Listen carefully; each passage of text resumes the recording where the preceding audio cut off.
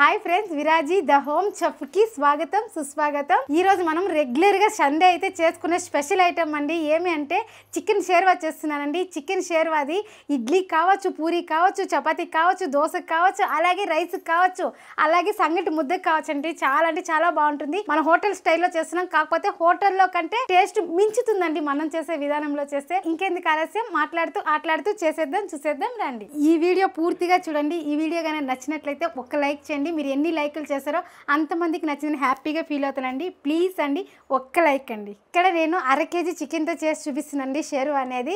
దానికి కావాల్సిన పదార్థాలు చూద్దాం. 1 స్పూన్ ధనియాలు, 1 యాలక్కి, 3 లవంగాలు, 1 చిన్న చెక్క, అలాగే 1 చిన్న కప్పు కొబ్బరి, 1 ఇంచి అల్లము, 1 తెల్లగడ్డ, 1 టమోటో మీడియం సైజు, 1 ఎర్రగడ్డ. ముందుగా వీటిని వేయించుకునేద్దాం. మంట మీడియం ఫ్లేమ్లో పెట్టుకొని వేయించుకోవాలండి. దీనికి ఇక్కడ నేను మిరియాలు వేస్తా లేదండి, ఎందుకంటే మనం కొట్టుకుండే కారపొడిలో మిరియాలు కానీ వేసినానండి. షేర్వాకి ఎక్కువ కారం ఉంటే కూడా బాగోదండి. చూడండి, ఈ మాత్రం వేయితే సరిపోతుంది. మనం కొట్టుకుండే కారపొడికి ఈ షేర్వాకి కరెక్ట్గా ఉంటుందండి. ఆ కారపొడి కూడా మీకు లింక్ కావాలంటే మెయిన్ ఛానల్లో ఉంది, చూడండి. ఆ కారపొడి అయితే షేర్వాకి కరెక్ట్గా ఉందండి. అదే మీరు కూర చేసుకునేట్లుంటే, ఇంకా కారం కావాలి అనిపించేటుంటే దీంతో 1/4 స్పూన్ మిరియాలు వేసుకుంటే సరిపోతుందండి. ఇక్కడ నేను చెప్తున్నది 1/2 కేజీకి అండి. మీరు 1/2 కేజీకి ఎక్కువ అంటే దాన్ని డబుల్ చేసుకోండి, సరిపోతుంది. ఇప్పుడు మనం వేయించుకున్నాం కదండి మసాలా, అది కొబ్బరి, అల్లము, వెల్లుల్లి ఈ 4 వేసి మనం పేస్ట్ చేసుకుంటున్నామండి. అది చేసుకున్నామంటే మన కూర రెడీ చేసుకుందాం. అల్లము పెద్ద ముక్కగా వేస్తే మెదగదండి, కాబట్టి కట్ చేసి వేసుకున్నాను. అలాగే తెల్లగడ్డలు కూడా కడిగేసాను, వేసేద్దాము. ఇప్పుడు దీన్ని బాగా పేస్ట్ చేసుకునేద్దాం.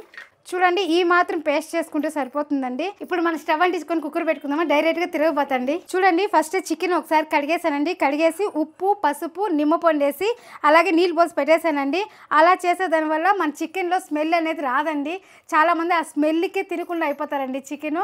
ఇలా చేసి చూడండి, స్మెల్ అనేది రాదు. కాకపోతే ఆ ఉప్పు, పసుపు, నిమ్మపండు అనేది ఒక 5 నిమిషాల ముందర పెట్టేసినామంటే సరిపోతుంది. మనం ఇలా పెట్టేసాం కదండి చికెన్. ఇప్పుడు డైరెక్ట్గా తిరగబోత పెట్టుకున్నామంటే అన్ని వేగితానే ఈ నీళ్ళు బాగా వంచేసి చికెన్ తీసి అలానే వేసేయడమే అండి. ఈజీగా అయిపోతుంది, కాకపోతే స్మెల్ అనేది రాదండి. ఈసారి నన్ను నమ్మి ఒక్కసారి ఇలా ట్రై చేయండి. కొద్దిగా ఆయిల్ వేసుకుందాం. ఇప్పుడు ఆయిల్ వేడెక్కింది, ఎర్రగడ్డలు వేసుకుందాం.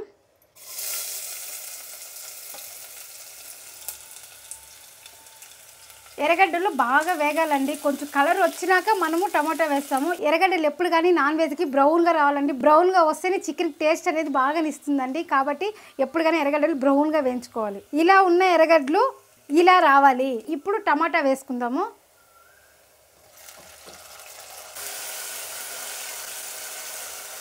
టమాటా వేసినాం కదా, టమాటా వేసిన కొంతసేపటికే మనము ఈ పేస్ట్ అనేది వేసేయాలండి. బాగా వేయించుకుందాము.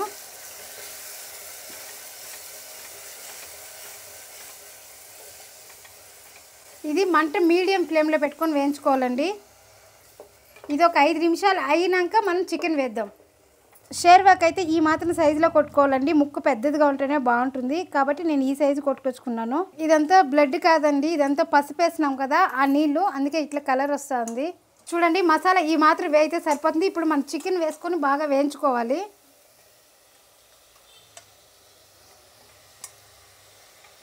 ఈ స్టేజ్లోనే పసుపు, అలాగే రుచికి సరిపోయినంత కల్లుప్పు ఇప్పుడు కలుపుకుందాం.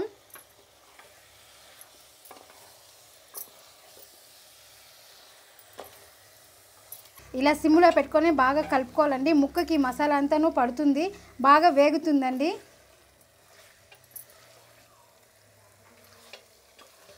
ఉండాలండి, అలానే వదలకూడదు. ఎందుకంటే మనం కొబ్బరి పేస్ట్ అంతా వేసాం కదా, అడుగంటేస్తుంది. కాబట్టి 2 నిమిషాలకు ఒకసారి, 3 నిమిషాలకు ఒకసారి కలుపుతూ ఉండాలి. ఇప్పుడు ఇట్లా ఇంకో 2 నిమిషాలు పెడదాం. అట్లా ఒక 4 సార్లు కలిపేస్తామంటే మళ్ళీ తగిన కారపొడి వేసేసి నీళ్ళు దిట్టంగా వేసుకొని కుక్కర్ మూత వేసినామంటే షేర్వా రెడీ అయిపోతుందండి. ఇక్కడైతే నేను చికెన్ షేర్వాకి ఇడ్లీ పెడుతున్నానండి. ఇడ్లీ మెజర్మెంట్ కూడా మెయిన్ ఛానల్లో ఉందండి, పక్కా కొలతల్లో చెప్పినాను. మీరు ట్రై చేయండి, చాలా బాగా వస్తుంది. ఇడ్లీ అనేది మల్లెపూ లాగా తెల్లగా ఉంటుందండి, అలాగే స్పాంజ్ లాగా మెత్తగా ఉంటుందండి. మీరు ట్రై చేసినారంటే ఒకసారి సండే పొద్దున్న ఎప్పుడు వస్తుందా, సండే ఇడ్లీ పెడదామా, చికెన్ షేర్వా చేద్దామా అనిపిస్తుందండి, అంత బాగుంటుంది. చూడండి, చికెన్లో ఇంకా లైట్గా నీళ్ళు కానీ వచ్చినాయి. ఇప్పుడు మళ్ళీ కలిపి పెడదాము. చికెన్ షేర్వా అంటే ముక్క కూడా మెత్తగా ఉడకాలండి, అప్పుడే చికెన్ షేర్వా అనేది బాగుంటుంది. అందుకే నేను కుక్కర్లో పెట్టినాను. లేదక్క మా కుక్కర్లో పెడితే నచ్చదు అనేవాళ్ళు పాత్రలో కానీ చేసుకోవచ్చు, పెనంలో కానీ చేసుకోవచ్చు. కాకపోతే అది కొంచెం టైం తీసుకుంటుందండి. ఇదైతే అన్నీ వేసి మూత పెట్టేసి ఇడ్లీ రెడీ చేసేసరికి షేర్వా అయిపోతుంది. మళ్ళీ దానికల్లా తిరిగి చూసే పని ఉండదు కదా, కాబట్టి పాత్ర కన్నా మనకు కుక్కరే బెటర్ అనిపిస్తుంది షేర్వాకి. ఇప్పుడు మనం కారం వేసుకుందాము. కారం కూడా 1 స్పూన్ వేస్తున్నానండి. అర కేజీకి 1 స్పూను, కేజీకి 2 స్పూన్లు అండి. పక్కా కొలతల్లో ఉంది. ఇది కూడా కారం అనేది బాగుందండి, స్పైసీగా ఉంది. నేను ఇప్పుడు వేసింది స్పైసీ అండి. మన ఇంట్లో నాన్ వెజ్ అయితే ఎక్కువ కారం తింటారు కాబట్టి 1 స్పూన్ వేసినాను. మీరేమైనా తక్కువ తినేట్లుంటే ఇంకొక 1/4 స్పూన్ తగ్గించానంటే సరిపోతుందండి. కారం కూడా చూడండి ఎంత రెడ్గా ఉందో. దీంతోనే అన్ని వేసినానండి. మిరియాలు, జీలకర్ర, మెంతులు, అలాగే కందిపప్పు, అలాగే శనగపప్పు, 4 రకాల మిరపకాయలు వేసానండి. ఇవన్నీ వేసి కొట్టిన దానివల్ల కారం అనేది బాగుంది. ఇంకొకటి అండి, నేను కొట్టేది సంవత్సరానికి ఒకేసారి అండి. ఒక్కసారి కొట్టుకున్నంటే మళ్ళీ సమ్మర్లోనే కొడతానండి. సమ్మర్లో కొట్టిన అంటే నెక్స్ట్ సమ్మర్లో కొడతాను. కారం కూడా ఎక్కడ పురుగు పడేది కానీ ఏమీ లేదండి, కాబట్టి మీరు కొట్టుకోండి. చాలామంది నువ్వు కొట్టినారు బాగుందనేసి చెప్పారండి, మీరు కొట్టి చూడండి. మా ఇంట్లో అయితే ఈ ఒక కారమే ఫ్రైకి, ఇట్లా చికెన్ షేర్వాకి, మటన్ కూరకి, అలాగే నా వెజ్కి కూడా ఇదే అండి. సాంబార్కి, కార పులుసులకి అంతా ఇదే. బిర్యానీకి కూడా ఇదే వేసానండి. అప్పుడు ఆలోచించండి ఎంత బాగుంటుందో ఈ కారపొడి. కారపొడి అనేది చాలా బాగుంది. మీరు కావాలంటే మన మెయిన్ ఛానల్లో ఉంది, చూసి మీరు కొట్టుకోండి.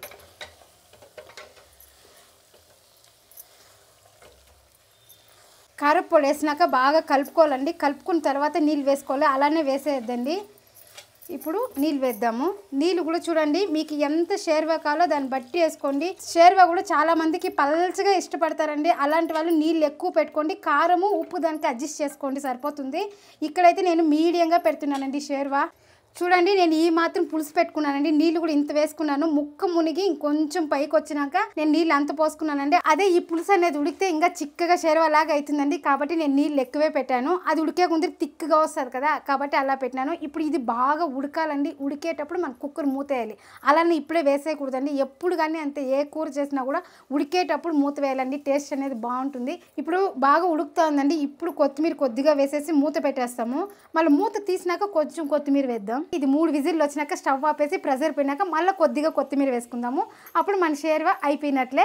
ఇప్పుడు మనం ఇడ్లీకి పెట్టుకుందాం. మేము చిన్నప్పుడు ఇడ్లీ కుక్కర్లు అంతా లేదండి, పాత్రలు కూడా ఇట్లా నూనె పూసి పెట్టేది అంతా లేదండి. అమ్మ ఇట్లా బట్ట ఒకటి పెట్టుకునేది, వైట్ బట్ట అల్చేసేది, ప్లేట్ పైన వేసేసేది, అలానే పిండి పోసి పెట్టేదండి. నేను ఇప్పుడు అలానే చేస్తానండి. ఇడ్లీ కుక్కర్ కూడా ఉందండి, కాకపోతే అప్పుడప్పుడు ఇట్లా చేస్తానండి. ఇది ఈజీగా అవుతుంది. దీని మీద పోసేస్తామని కొన్ని నీళ్ళు చల్లేసి ఇదైతే ఇట్లా తిప్పించినామంటే అన్నీ వచ్చేస్తుందండి. దాన్ని స్పూన్ ఎత్తుకొని ఒక విజిల్ వచ్చేసిందండి. ఈ బట్టి యూస్ చేసే దాని వల్ల నూనె పూసే పని లేదు, స్పూన్తో తీసే పని లేదండి, ఈజీగా అయిపోతుంది. నీళ్ళు చల్లామా, ప్లేట్ తీసామా, ఇట్లా బౌల్ ఇచ్చామా, ఇడ్లీలు వచ్చేసింది, అయిపోయిందండి. 2 విజిల్ వచ్చిందండి. ఇంకో విజిల్ వస్తే స్టవ్ ఆపేద్దాం. ఇడ్లీ పాత్ర పెట్టినామండి. ఇడ్లీ పాత్రలో నీళ్ళు బాగా వేడెక్కినాక ఇడ్లీ పోసి పెడదాము. 3వ విజిల్ కూడా వచ్చేసింది, స్టవ్ ఆపేద్దాం.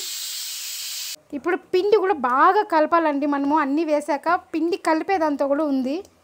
ఈ మెజర్మెంట్ కూడా మన మెయిన్ ఛానల్లో ఉంది చూడండి. ఇప్పుడు ఇడ్లీకి పోసి పెట్టుకుందాము. తమిళనాడులో ఇప్పుడు కూడా ఇట్లా బట్టేసి ఇడ్లీ పెడతారండి.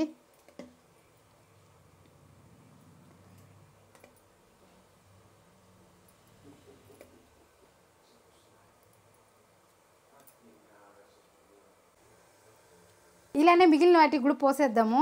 15 నిమిషాలు అయితే మన ఇడ్లీ కూడా ఉడికిపోతుంది, అలాగే కుక్కర్ ప్రెషర్ కూడా పోతుందండి. మన ఇడ్లీ షేర్వా రెడీ అయిపోతుంది, తిందాం. మనం ప్లేట్ తీసేసినా కానీ చూడండి ఉడుకుతూ ఉంది. ఇప్పుడు లాస్ట్లో ఇంకొంచెం కొత్తిమీర వేసుకుందాము. చూడండి మన చికెన్ షేర్వా రెడీ. ముక్క కూడా చూడండి మెత్తగా ఉడికిపోయిందండి. అలా తుంచితేనే వచ్చేస్తాను, చూసారా? ఇలా ఉండాలండి షేర్వాకి. ఇట్లా మెత్తగా ఉంటేనే రుచి అనేది బాగుంటుందండి. చూడండి మన ఇడ్లీ కూడా ఉడికిపోయింది, మూత తీద్దాము. చూడండి ఇడ్లీ ఉడికిందా లేదనే కూడా ఇట్లా తీసినామంటే ఎక్కడ అతుక్కోకూడదండి.